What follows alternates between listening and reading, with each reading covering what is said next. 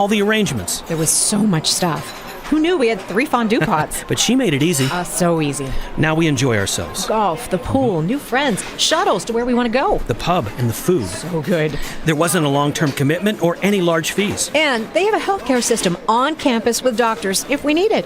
The kids really like that. The kids like to come and eat with us. There's an easier, worry-free way to retire at the Village at St. Barnabas. Come visit us for a free and informative counseling session and personal tour. I can't believe you waited so long. I can't believe you waited so long. Visit stbarnabashealthsystem.com or call 724-443-0700. Here's the Beaver County forecast. Partly sunny today. We may see a few showers and thunderstorms in the afternoon. Look for a high of 79. Showers and thunderstorms expected tonight. Some of them could be heavy at times. We'll drop down to a very mild low of 65. Sunshine tomorrow with a high of 81. And partly cloudy with showers and thunderstorms possible on Thursday. A high near 70 is expected. I'm Lisa Marie with your Beaver County weather. On this Tuesday, May the 7th of 2024, at 11 minutes past 9, we've got a temperature of 62 degrees with cloudy skies in Beaver County. That's a look at the news for now. I'm Curtis Walsh on 99.3 FM and AM 1230 WBVP, also streaming live around the world at beavercountyradio.com. Now, it's time to talk on Teleforum on Beaver County Radio. 1230 WBVP, 1460 WMBA, 99.3 FM, and beavercountyradio.com. And now, here is the host of the show, Eddie Crow.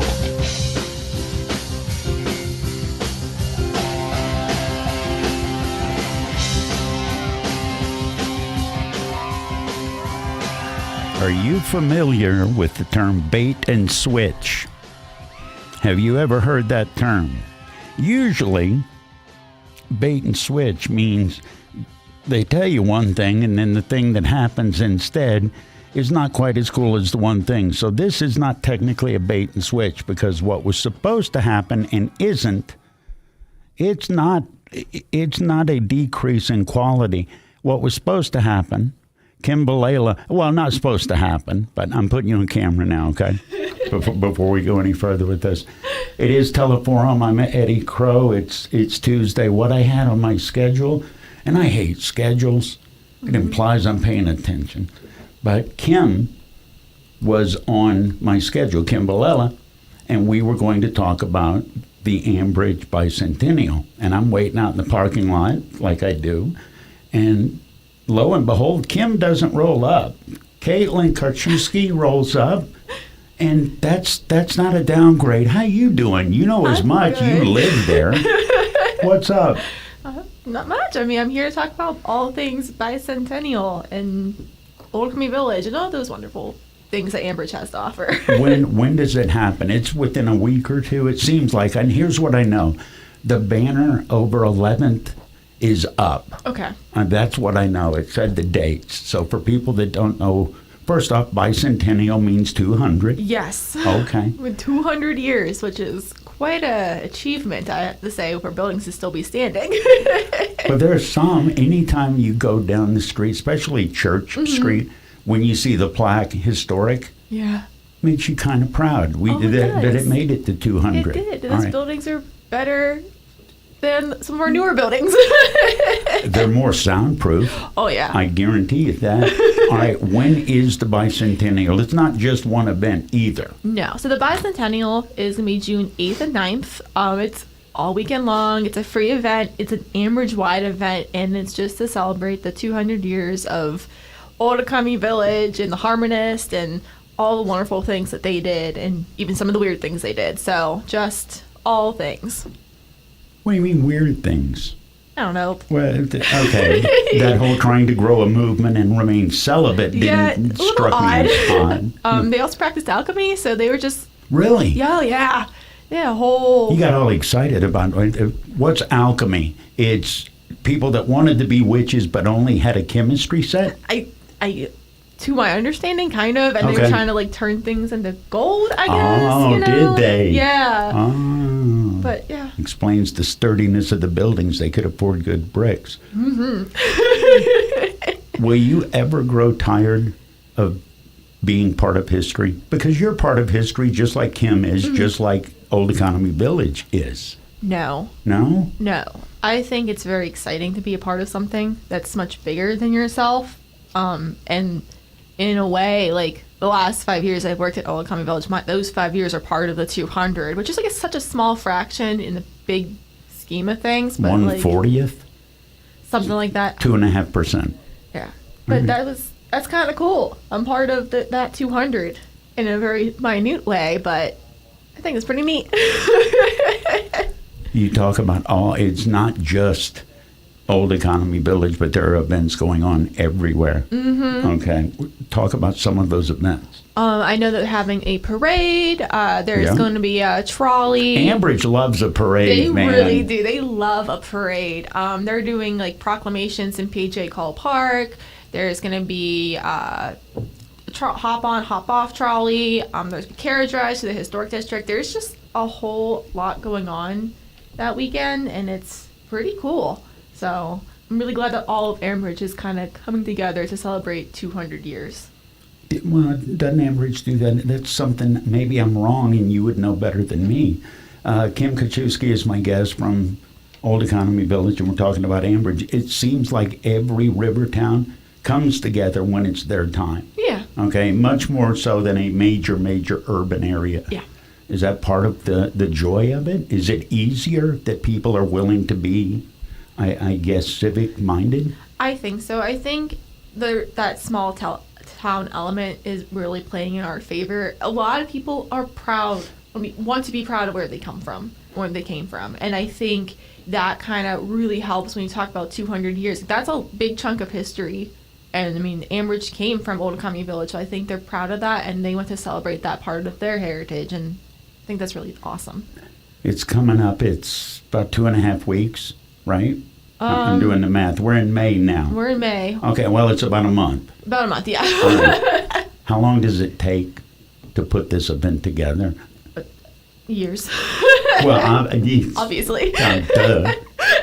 Stupid questions out of the way. So how long does it take to build the Bicentennial, Kaitlyn? How long does it take to get all the moving parts set up for what's coming in less than a month?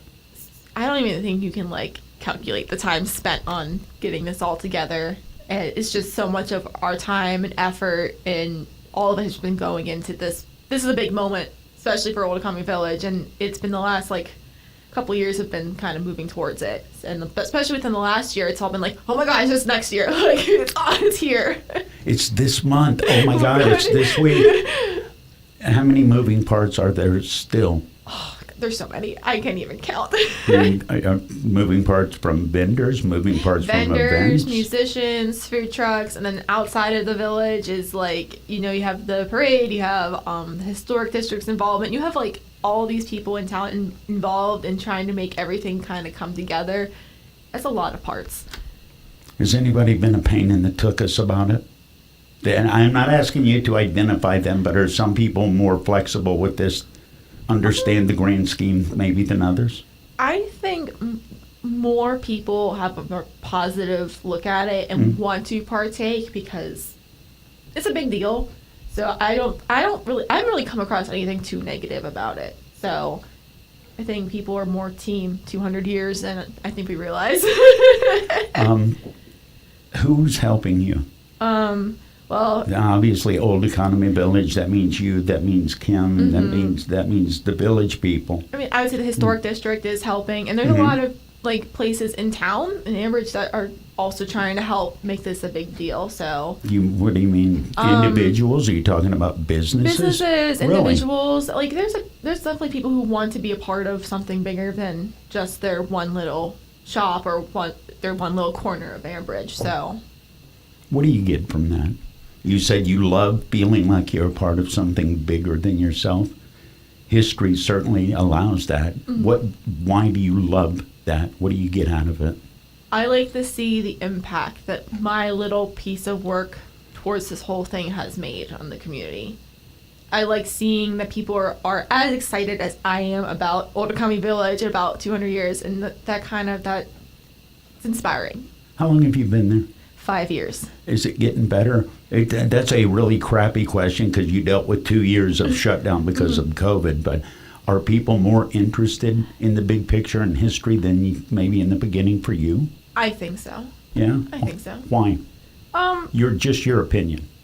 I find that when people come in to visit, like when you talk to them, they are truly interested in the history there, which not everyone would be, but they're like you like somehow find that little spark of like, oh, that's really interesting. They'll ask questions.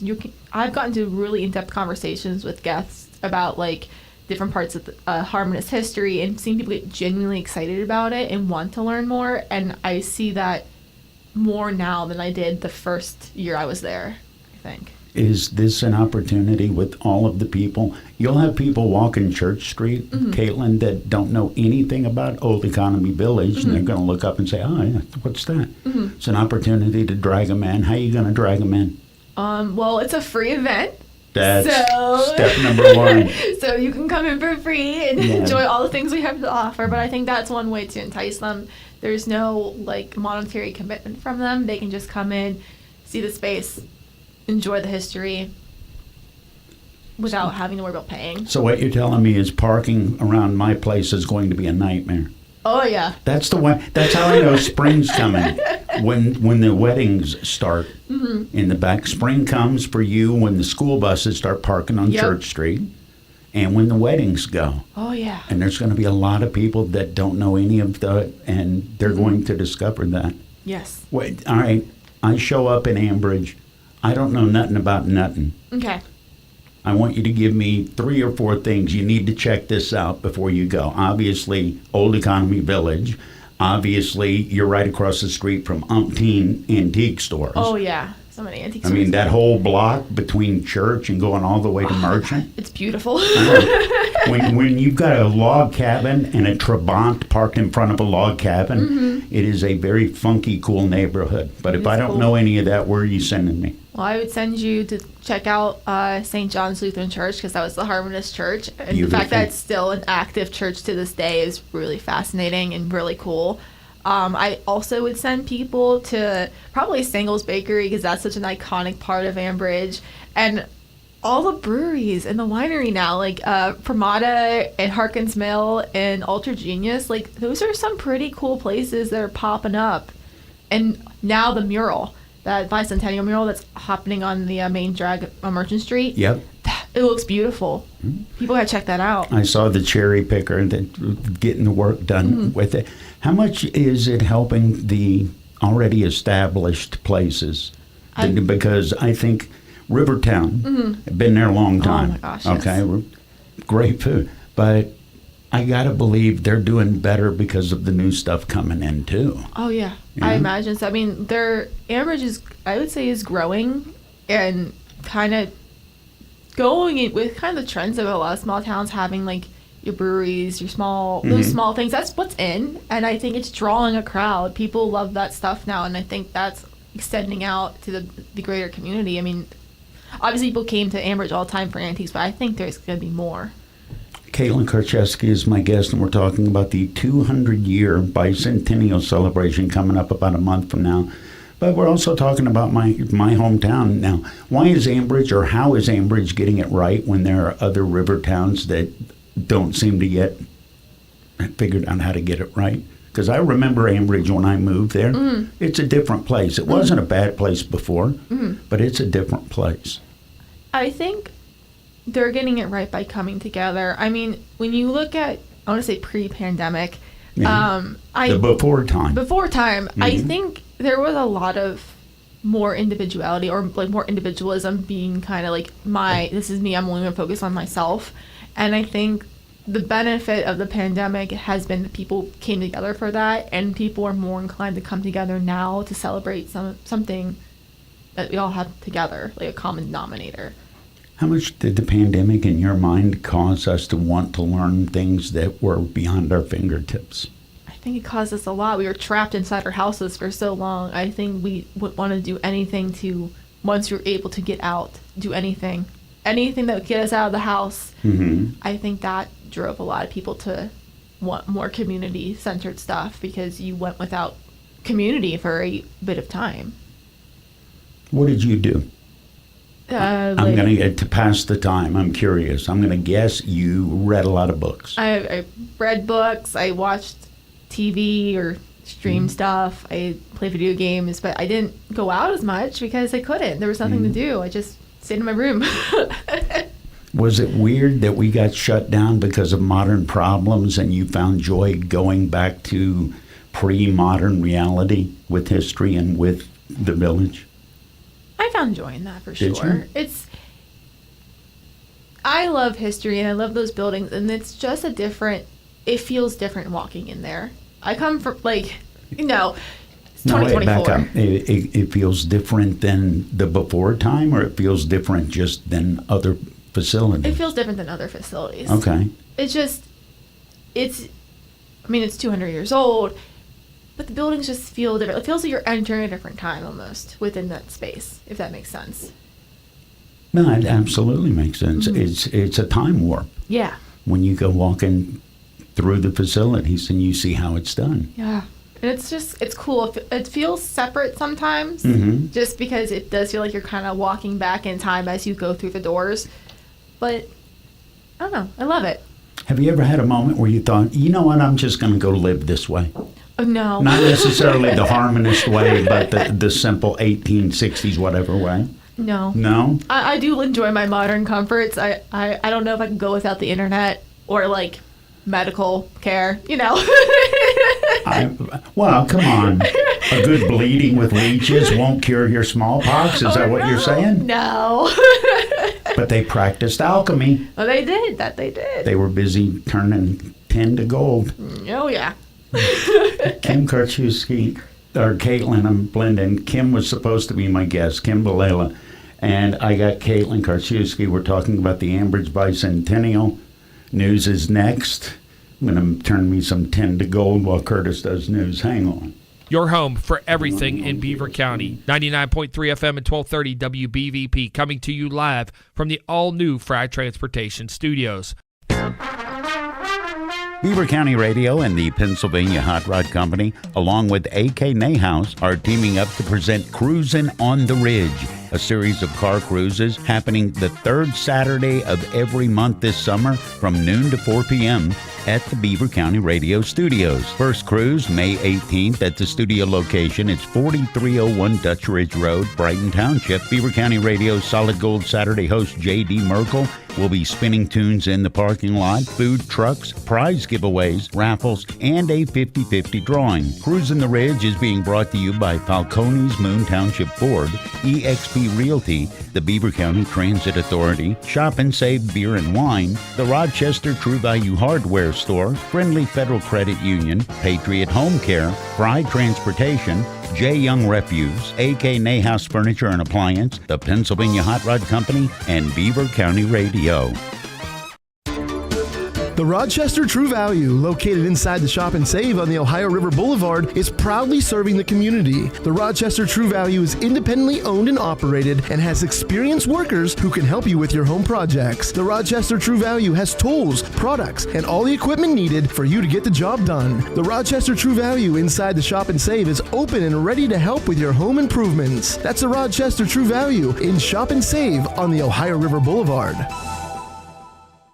Here's Dale Reckless from MRS Physical Therapy as he explains the importance of pre-sports testing to help you reduce the risk of injury. The intrinsic factors are looking at things within our body that could be causing the problem. So that we start to look at as physical therapists, shoulder range of motion, forces at the elbow, things like that. We're looking at the whole kinetic chain. For example, turning your head side to side. If you have less than 39 degrees of that motion, you have a 9 times increased likelihood of an injury. So these intrinsic factors are both measurable and modifiable. So as a physical therapist, I can take a baseball player or any kind of athlete, I can do my tests on them and see if they're within normal limits or outside of normal limits. And based on research that's been done, I can tell if there's a likelihood of injury or not. If you need physical therapy for any reason, choose the place your friends and neighbors do.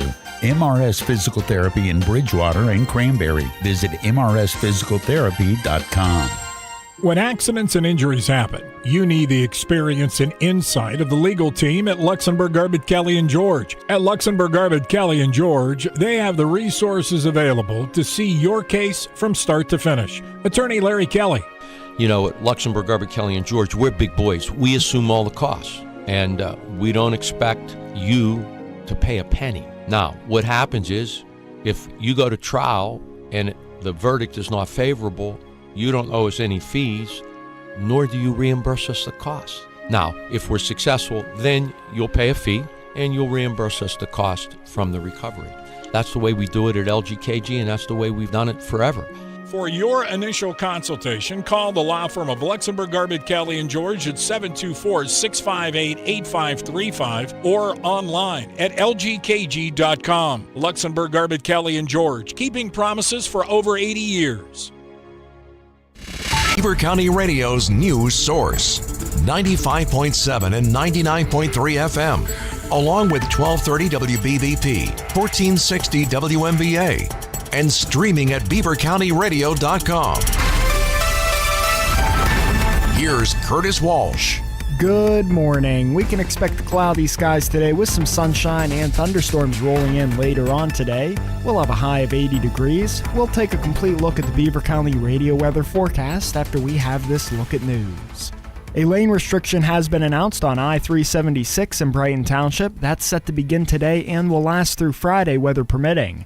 Inspection activities will occur on the bridge that carries I-376 over Brady's Run Park between the Chippewa Route 51 exit and the Brighton exit. It will require a single-lane restriction in the westbound direction daily from 9 a.m. until 3 p.m. until Friday. Flaggers will assist large vehicles through the work zone as needed. Drivers are told to use caution when traveling through the area. Brighton Township has received $100,000 in grant funding from the PA-DCED Greenways, Trails, and Recreation Program grant program for the 2-mile run hiking trail Phase 2 project. The project will add additional trail and 2 loops to the existing trails. The township will purchase additional property in the 2-mile run watershed. When final, the township will own property on both sides of 2-mile run creek from Brighton Road to 2-mile run park on Gypsy Glen Road. The project has been a long-standing goal of the township.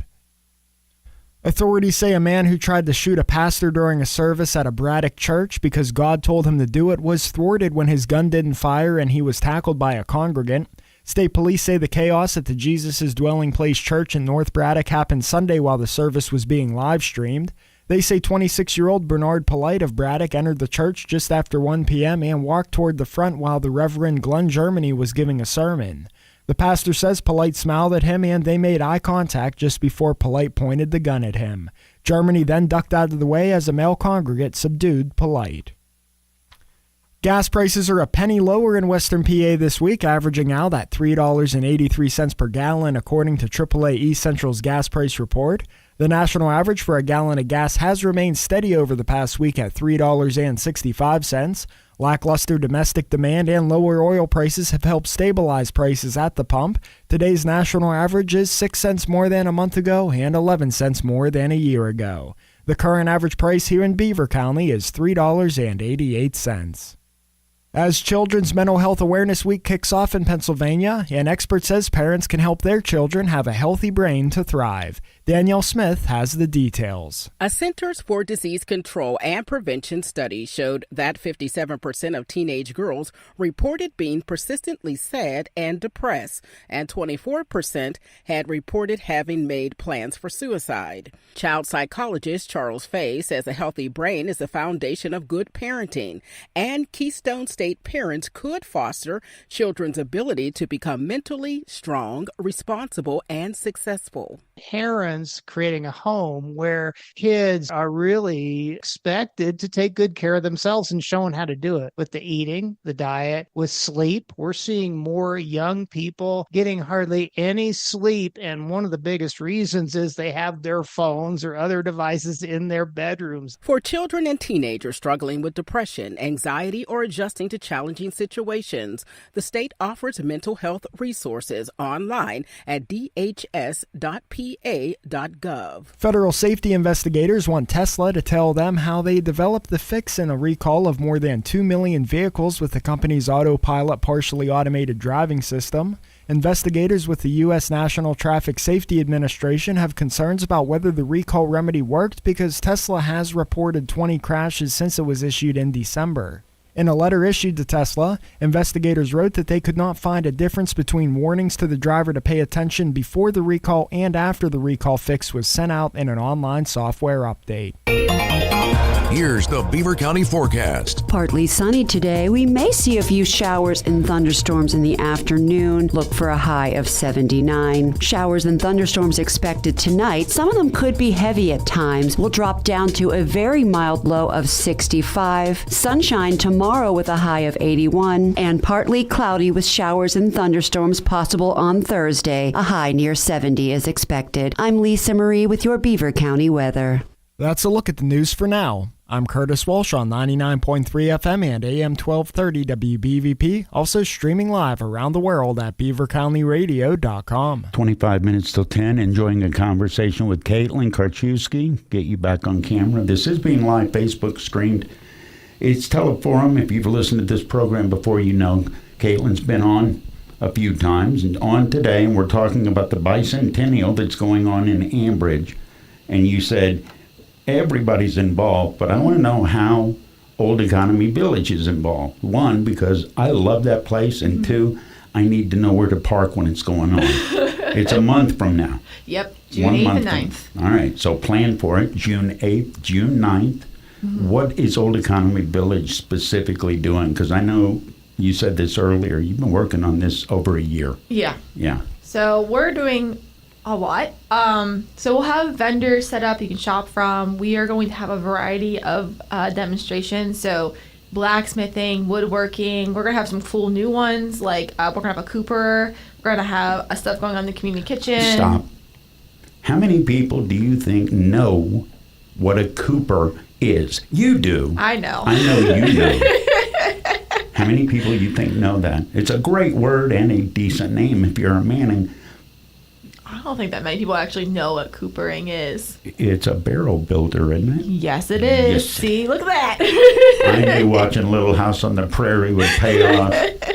We'll also have woodworking. We're going to have some pottery demonstrations going on, wood framing. We're going to have a beekeeper, so we're going to have someone talk about honey and bees, which is really fun. Yes, I love bees.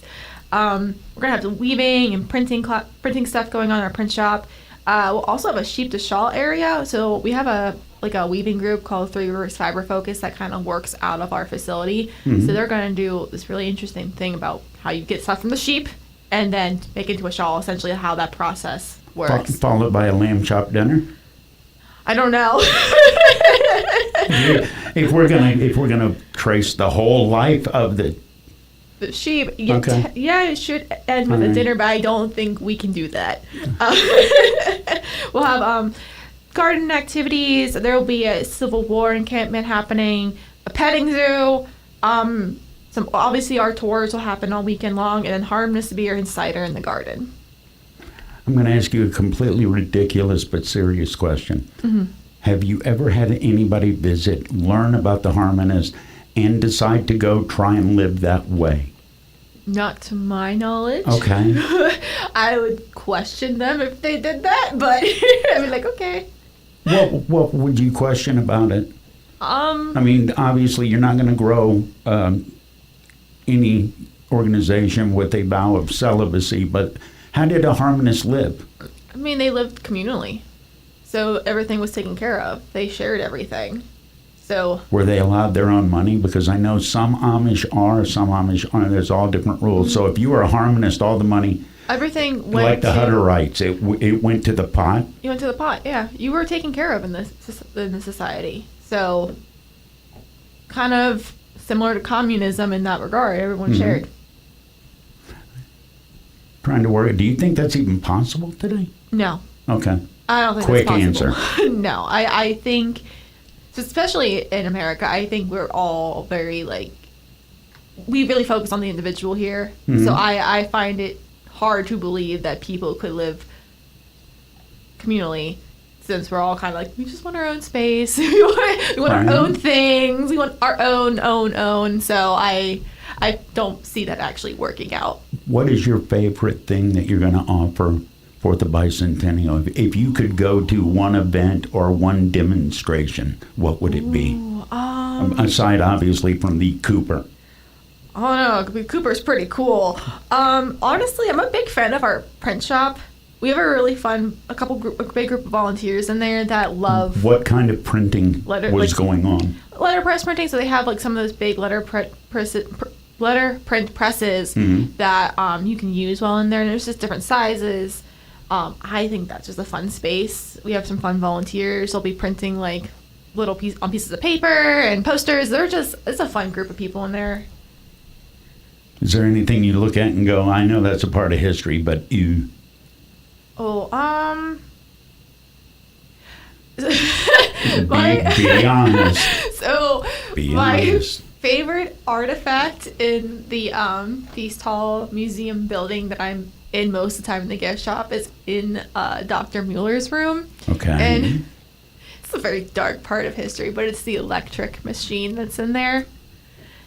Explain what the electric, because I read up on it and you're right. So the electric machine basically produces static electricity, and it was often used in healthcare. Healthcare. Yeah, when you have mental illness and they shock you. Well, that went on for decades after the Harmonists. Oh yeah, it did. Yeah. Yeah. So I think it's a very interesting piece in our collection. I think it's cool, but then I'm like, dark history. How important is it for people to recognize not all history is positive and that needs to be learned also? I think that's very important. I have been a proponent of learning about every dark facet of our history. I think you should know what the bad that happened so we do not repeat it again. And we have a terrible track record of repeating things again. Yeah. What's the good history that we don't pay enough attention to? Or that we don't retain and apply on a daily basis or quarterly basis or life basis? I think what we don't retain is people working together for a greater good. I think that's something that we don't always retain. You see people like come together to help deal with the Holocaust. You had people come together to do, even my favorite is the during Woodstock, the community there. So it's a bunch of teenagers. There's no food, no shelter, and the neighborhood there all got together and like made a bunch of peanut butter and jelly sandwiches to feed those kids. And that's a small part of a greater thing. But they came together for that. And I think... And those were hippies. Those were hippies. Dirty hippies. But they came together to feed those kids. So there are examples of good, even if you have to go back to 1969 to do it. Yeah. There's what are examples of good that you see? I love talking to you because I get an historic perspective that I don't often have access to. Mm-hmm. Historically, what are we doing well, do you think? Besides peanut butter and jelly sandwiches? I think... that's a good question. I think historically we do well is come together in really hard times. I mean, you look at the way the world looked after 9/11. There was a lot of coming together. How old were you?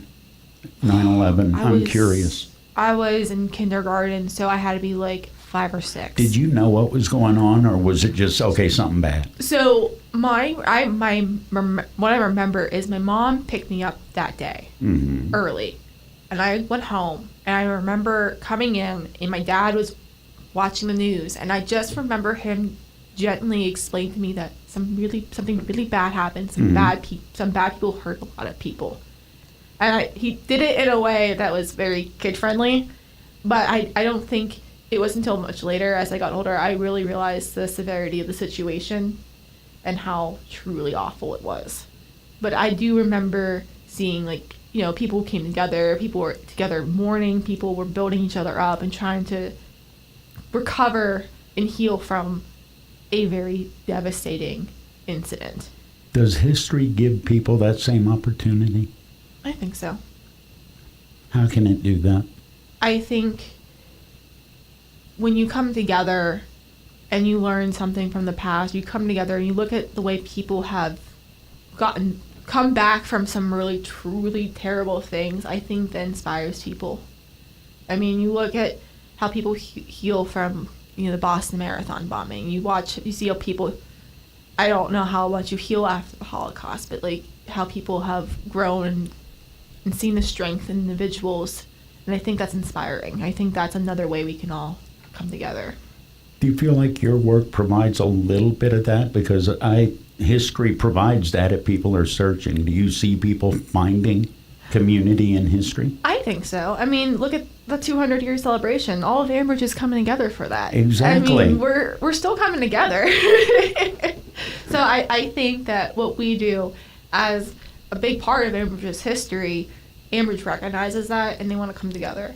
Kaitlyn K of AMBRIDGE and Old Economy Village. We're talking about the AMBRIDGE Bicentennial. How much more pressure on it are you with 200 years than if you'd have been around for 100? Is it double the pressure? I feel like it's double the pressure. Yeah. What are you most excited about, and what are you most concerned about? I'm excited to see just people come. Yeah? I think the ability of being a free event, I think really entices more people to come see what we got. So I'm very, very excited to see people like get hooked on us. Okay. Get like interested in the whole everything we do. How much of your business is repeat business? The hooked on us, because I know full well I see some of the same cars on the street a week or 2 weeks, and they're not workers, they're just people going and hanging out. I think that's a big part of our business. We have membership. Mm-hmm. So we have members that come by to all of our events. We'll have members that come frequently just for tours. So I think a big chunk of it is repeat business, but you also need to get new faces and younger faces in to keep the business going. So I think this is our opportunity to do that. What would you tell somebody that's sitting here going, okay, it's the first weekend in June. Mm-hmm. I'm thinking about it. Why should I come down there? What would you tell them? To experience a little chunk of history you might not be able to experience elsewhere. Free. Free. Open with free. Free. Yeah. So it's free. You don't have to pay nothing. You can just show up and have a good time. And I encourage that. And be sure to take a tour and see, what's it called, the electricity machine? Yeah, the electric machine. It's in the... Colloquial, it'd be like the juicer. I have no idea. How many watts does it kick up? What does it do? Amps? I don't even know. All I know is what it is and what it was used for, and I can see it every day when I'm in the gift shop. So how big is it? Size of a typewriter? Bigger than that? It's like 2 or 3 feet across. Yeah, and then probably like 4 feet tall. And this existed before there was electricity in AMBRIDGE, but we had a machine. Because I think by what I've learned, I think you just spin the glass wheel that's on it, and that produces a static electricity, and then it was used to shock. You've never been curious to get zapped? Like the little kid, at one time, you're going to stick your tongue on the end of a 9-volt battery, one time. I never did that. Look at my... Well, it's never too late, is it? You love your job, don't you? I do. It's a really fun job. I'm with wonderful people, and it's just a cool place to work. How much better is it, because you've had other jobs, we talked about that, how much better is it to be around people that are emotionally invested in the same work that you are? It's wonderful, because that's the passion that drives Old Economy Village is what makes it so successful. And having passionate people to work with who want to see the site be better, want to see it grow, want to see people come it's much easier to work with people that way who all have a common goal. Are you more optimistic about young people like yourself doing this, or are you worried that old crusty people are doing it and what's going to happen when they stop doing it? I'm optimistic. Are you? Yeah. I've seen with some of the programming we've done in the past couple of years, really targeting younger audiences, I've seen more younger couples in the last couple of years come through to see what we have than I had previously, and that's a really good sign, in my opinion. What would you tell them? Somebody comes up to you and said, okay, Kaitlyn, how long have you been there? 5 years. 5 years, okay. You've been here 5 years. Why did you stay 5 years? Because I wanted so desperately to see a place that has so much to offer, grow and reach new audiences. Did you believe it had that much to offer when you first started, or did you believe it was possible but you weren't there? When I started, I wasn't sure, but as I got to know the place and learn all the ins and outs, I really saw potential, and that was more the driving force. Like, can I share this with other people? Because this is so cool. Kaitlyn Karczewski is my guest. We're talking about the AMBRIDGE Bicentennial. We're talking about Old Economy Village and Merchant Street and Church Street and everything going on in AMBRIDGE. What are the dates again? June 8th and 9th. June 8th and 9th. Is that the first full weekend? I think. That's June 8th and 9th. Let's just go with that. What has yet to be nailed down that needs to be nailed down in the next month? How busy are you going to be? I'm not entirely sure what all hasn't been nailed down. True. I mean, like, at this point, it's just mass chaos. But whatever, it will all work out in the end. It'll be a great event. That's all that matters. All right, and tell people, I talk like I know where it is because I live right next to it, but tell people where it is, how they can get information online, any questions they may have, how do they get them to you, or how do they get them answered? So we are located in Ambridge on Church Street, 1401 Church Street. And then you can find more information on our website at www.oldeconomyvillage.org. If you have any questions, feel free to call us at 724-266-4500. Anything I forgot? I think you got everything covered today. You're the best. You too. Kaitlyn Karczewski has been my guest. That is so much more uplifting an hour than what I had planned. Thank you. You're welcome. Here's Dale Reckless from MRS Physical Therapy as he explains the importance of pre-sports testing to help you reduce the risk of injury. The intrinsic factors are looking at things within our body that could be causing the problem. So that we start to look at as physical therapists, shoulder range of motion, forces at the elbow, things like